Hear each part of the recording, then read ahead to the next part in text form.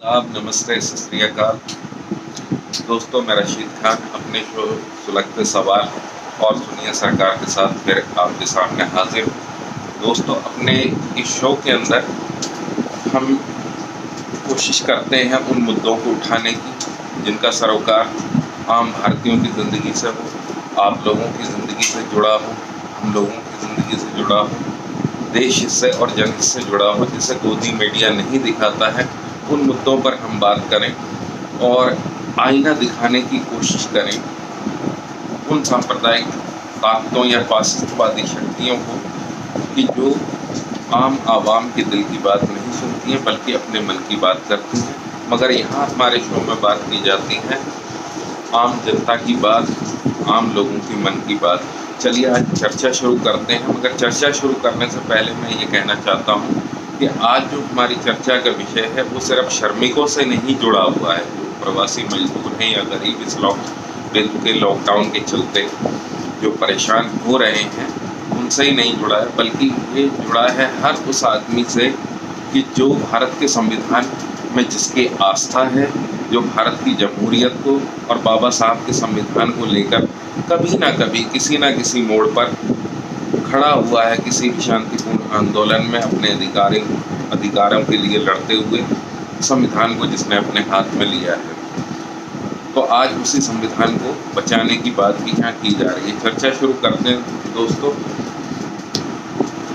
चर्चा हम इस बात से शुरू करें कि औरंगाबाद में 16 प्रवासी मजदूर भूख थकन से चूर रेल की पटरी को तकिया बनाकर सो जाते हैं, वहाँ कटकर मर जाते हैं, या इस बात से शुरू किया जाए कि लखनऊ में एक मियाँ बीवी मजदूर निकलते हैं वहाँ से अपने घर छत्तीसगढ़ जाने के लिए और रास्ते में दुर्घटना का शिकार हो जाते हैं, जिसमें मियाँ बीवी मर जाते हैं। या फिर हम बात करें द्वारका की उस बेचारे मजदूर की जो 40 साल की उम्र में इसलिए आत्महत्या कर लेता है कि लॉकडाउन के चलते बेरोजगारी और भूखमरी से परेशान वो अपने परिवार, बीवी, बच्चों और बूढ़े बाप को तिल तिल करते मरता नहीं देख सकता। या फिर हम बात करें उस परेशान माँ की बेबसी की जो अपने भूखमरी से परेशान होकर यूपी में इसी लॉकडाउन में अपने बच्चों को कुएं में फेंक देती है और खुद भी कूदकर आत्महत्या का प्रयास करती है। या फिर बात की जाए साथियों उनके बारे में जो मजदूर बॉम्बे से इलाहाबाद यूपी के लिए साइकिल पर निकल पड़ते हैं अपने घरों तक पहुंचने के लिए। या फिर इससे भी अफसोसनाक बात करें उन महिला श्रमिकों के बारे में जो 7-8 महीने का गर्भ धारण करे हुए सैकड़ों हज़ारों किलोमीटर चलने पर मजबूर होती हैं, क्योंकि बेसरव सामानी बेरोजगारी में उनका सब छिन चुका होता है इस लॉकडाउन में। मगर यहाँ हमें इससे भी बड़े मुद्दे पर बात करनी है साथियों।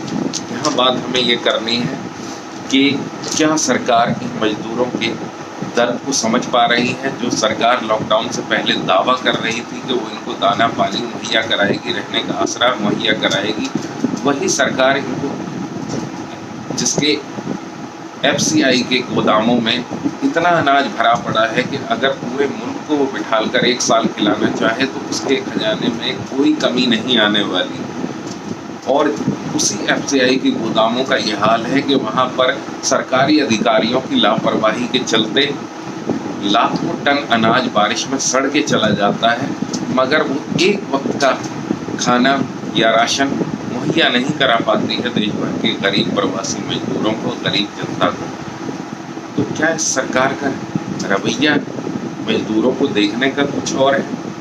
कॉरपोरेटों को ये दूसरी नज़र से देखती है, रईसों को दूसरी नज़र से देखती है, और आम गरीब इंसानों को ये अलग नज़र से देखती है। साथियों, अगर ऐसा नहीं होता, ये कॉरपोरेट और सरकार गरीब मजदूरों की तरफ थोड़ा भी इनके दुख दर्द को समझती, इन्हें इंसान समझती, आम हिंदुस्तानी समझती, तो जो हमारे प्रधानमंत्री अपनी चुनावी सभा में इन गरीब मजदूरों को सपना दिखाते हैं, बड़ी बड़ी बातें करते हैं कि मैं चाहता हूं कि मजदूर गरीब हवाई जहाज़ में बैठे, बड़े लोग ही ना बैठें, वो इनके लिए इंतज़ाम नहीं कर पाते हैं इनको इनके घर भिजवाने का। और घर भिजवाने की बात तो बहुत दूर, वो सबसे बड़ी बात तो ये है कि उन्हीं की सरकार यानी बीजेपी की जहाँ सरकारें हैं वहाँ पे इन मजदूरों को, जैसे कर्नाटका में बंधुआ मजदूर बनाने की कोशिश की जाती है, ट्रेनें रद्द करवा देता है वहाँ का मुख्यमंत्री ताकि ये मजदूर अपने घर ना लौट सके वहाँ की बिल्डर लॉबी के दबाव में। इसके साथ ही ऐसा ही कुछ गुजरात सरकार करती है। मध्य प्रदेश में बीजेपी की सरकार भी एक अध्यादेश लेकर तो नहीं आती, मगर वो वहाँ पर एक रूल बना देती है जिसमें जो इंडस्ट्रीज चलाने वाले लोग हैं, कॉरपोरेट लोग हैं, उनको छूट दे देती है कि वो मजदूरों से रोज़ 12 घंटे काम कराएं, उनको उनके लिए रेस्ट रूम की चाहे वो सुविधा मुहैया कराएं या ना कराएं, उनके लिए कैंटीन वहाँ हो या ना हो, उनके लिए वहाँ पर सेफ्टी इक्विपमेंट हो या ना हो, उनको वीकली ऑफ दिया जाए या ना दिया जाए, ये सारी चीज़ें वो छोड़ देती है कॉरपोरेट के ऊपर। एक तरीके से मजदूरों के हितों को ताक पर रख दिया जाता है। जो संविधान में इनको हक देने की या सुविधाएं देने की बात कही गई है कि उसका अगर वायलेशन किया जाता है तो उस इंडस्ट्रीज के खिलाफ या उस डेवलपर के खिलाफ कानूनी कार्रवाई होनी चाहिए, उससे उनको एक्सेप्ट कर दिया जाता है, छूट दे दी जाती है। और योगी सरकार जो है उत्तर प्रदेश की, वो इससे भी 2 कदम आगे जाकर एक अध्यादेश लेकर आती है जिसके तहत मजदूरों के हक में जो कानून बने हुए हैं हमारे संविधान ने, जो बाबा साहब डॉक्टर भीमराव अंबेडकर ने अपने संविधान में मजदूरों के हितों को देखते हुए इनको जो सुविधाएं दी थी ताकि इनके साथ अन्याय ना हो, उन सारे कानूनों को स्थगित कर दिया जाता है। ऐसी बुरी स्थिति देश में है, जैसा माहौल दुनिया की आप किसी भी अगर डेमोक्रेटिक कंट्री को देखें, वहाँ के शासन को देखें, तो वहाँ ऐसा नहीं होता साथियों कि गरीब के साथ कुछ और बर्ताव हो और रईस के साथ कुछ और बर्ताव हो। तो यहाँ पर हमने इन सब चीज़ों पर ध्यान देना है कि यहाँ पर क्या किया जाता है। यहाँ पर छोड़ दिया जाता है यूपी में मजदूर सरकार मजदूरों का शोषण करने की एक तरीके से खुली छूट दे दी गई वहाँ के कॉरपोरेट्स को, वहाँ के कारखाना मालिकों को, वहाँ के डेवलपर्स को कि वो उनसे 12 घंटे काम करा सकते हैं। वो दूसरी चीज़, वो उनको सेफ्टी इक्विपमेंट प्रोवाइड करें या ना करें, ये उनकी मर्जी पर है। बोनस दें या ना दें, ये उनकी मर्जी पर है। ट्रेड यूनियन एक्ट को भी वहाँ पर स्थगित कर दिया जाता है 3 साल के लिए, यानी ख़त्म ही कर दिया गया एक तरीके से। और स्त्री पुरुष को समान वेतन देने का जो प्रावधान था उसको भी स्थगित कर दिया गया 3 साल के लिए। इंडस्ट्रियल डिस्प्यूट, इसे भी स्थगित कर दिया गया है।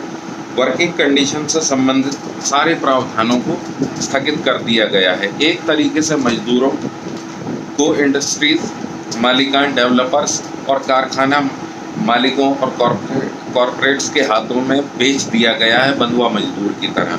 मजदूरों के जान माल की यहाँ कोई चिंता नहीं की जाती है। और साथियों, कमोबेश यही स्थिति गुजरात में है। यही वजह है कि आरएसएस और बीजेपी से जुड़े हुए भारतीय मजदूर संघ ने मजदूरों की बेचैनी और परेशानी को देखते हुए एक बयान जारी किया जिसमें उन्होंने कहा है कि वो सरकार से उन्होंने कहा है कि सरकार इस दमनपूर्ण कानून को वापस ले। और इसी भारतीय मजदूर संघ के अध्यक्ष, जिनका नाम है सांजी नारायण, वो कहते हैं कि वो जंगल राज नहीं चलने देंगे जिसमें मजदूरों को कॉरपोरेट के हाथ में दे दिया जाए। क्या विश्व के किसी भी लोकतंत्र में मजदूरों और गरीबों के ऐसे शोषण की कल्पना भी की जा सकती है साथियों? ये सवाल मैं आपके माध्यम से इस सरकार से पूछना चाहता हूँ। यहाँ पर बात दोस्तों सिर्फ श्रमिक कानूनों की नहीं है, बल्कि बाबा साहब के सपनों और उनके संविधान, उनकी तपस्या और चिंतन को समाप्त करने की एक कोशिश हो रही है इन श्रम कानूनों को समाप्त करके। ज़रा गौर कीजिए कि ब्रिटिश रूल में श्रमिकों से उनकी मर्जी के बिना 12-12 घंटे काम कराया जाता था और वहाँ पर लिंग, जाति के आधार पर उनकी मजदूरियां तय की जाती थी, यानी औरतों को मजदूरों के बराबर, जो मर्द मजदूर थे उनके बराबर उनको वेतन नहीं दिया जाता था, जबकि दोनों बराबर मेहनत करते थे। यहाँ पर बाबा साहब अम्बेडकर ने लगातार 3 साल 1942 से 1945 तक, जो उस वक्त के वायसराय थे भारत के, उनकी एग्जीक्यूटिव काउंसिल में लेबर मेंबर के तौर पर लगातार कोशिशें की, लगातार मेहनत की, और उसके बाद उनकी कोशिशें रंग लाई और इस पर रोक लगी कि जहां मजदूरों से 12-12, 13-13 घंटे एक दिहाड़ी के नाम पर काम लिया जाता था, वहां पर रोक लगी। मजदूरों को 8 घंटे काम करने का हक मिला। इसी के साथ स्त्री पुरुषों को समान वेतन मिलना शुरू हुआ। इंडस्ट्रियल डिस्प्यूट का कानून बाबा साहब लेकर आए। और साथियों, इसके अलावा मैं आपको ये और बताना चाहता हूँ कि हम में से ज़्यादातर लोग को शायद बाबा साहब की ज़िंदगी के इस पहलू का नहीं पता होगा कि बाबा साहब ने अपने राजनीतिक जीवन की शुरुआत ही एक लेबर लीडर के तौर पे की थी, यानी श्रमिक नेता के तौर पे। और आपने इंडिपेंडेंट लेबर पार्टी बनाई थी अपने राजनीतिक जीवन की शुरुआत में। दोस्तों, ये वर्तमान जो मोदी सरकार है, इसके पूर्व मंत्री और सांसदों से लेकर आरएसएस और बीजेपी, आरएसएस और इनसे जुड़े डायरेक्ट या इनडायरेक्ट तौर पर जो जुड़े हुए संगठन हैं, उनके नेताओं के जरिए आपने अक्सर ये बात सुनी होगी कि हम संविधान बदलने आए हैं। यही वजह है कि पहले आरक्षण में प्रमोशन के कानून को रद्द किया गया, तो कभी सीएए जैसे काले कानून को, जो संविधान के विरुद्ध है, उसे लागू किया गया। अब आज फिर से इसी संविधान को बदलने का प्रयास इस सरकार के द्वारा किया जा रहा है। इस पर हर एक सेकुलर सोच रखने वाले आदमी को बड़ी गंभीरता से सोचना होगा, चिंतन करना होगा, और आरक्षण, प्रमोशन, सीएए, एनपीआर, एनआरसी जैसे काले कानूनों के खिलाफ हाथ में बाबा साहब के संविधान को लेकर शांतिपूर्ण आंदोलन करने वालों को, फिर से संविधान को बदलने वालों के खिलाफ एकजुट होकर गरीब मजदूरों के खिलाफ जारी जुल्म के खिलाफ लामबंद होकर एक सुर में फिर से बोलना होगा। क्योंकि याद रखिए, किसी ने कहा है कि चुप ना रहने से भी छिन जाता है एजाज सुखन, चुप ना रहने से भी छिन जाता है एजाज सुखन, जुल्म सहने से भी जालिम की मदद होती है। इसीलिए आपको इस मामले में गंभीरता से सोचना होगा और इसके लिए शांतिपूर्ण संवैधानिक तरीके से लामबंद होकर एक सुर में बोलना भी होगा। क्योंकि आज जुल्म श्रमिकों पर है, कल फिर किसी और पर होगा। इसीलिए हमें अपने को संगठित रखना है, देश को और संविधान को बचाना है। और इसी के साथ मैं आपसे विदा लेने से पहले आपसे आग्रह करूंगा कि अगर आपको हमारा ये चैनल अच्छा लगा हो, हमारी ये चर्चा अच्छी और सच्ची लगी हो, तो हमारे इस चैनल को लाइक, सब्सक्राइब और शेयर ज़रूर कीजिएगा, ताकि हमें और सांप्रदायिकतावादी ताकतों से, फासिस्टवादी ताकतों से लड़ने का हौसला मिले। इसी के साथ गुड नाइट, शुभ रात्रि, शब्बा खैर, जय हिंद।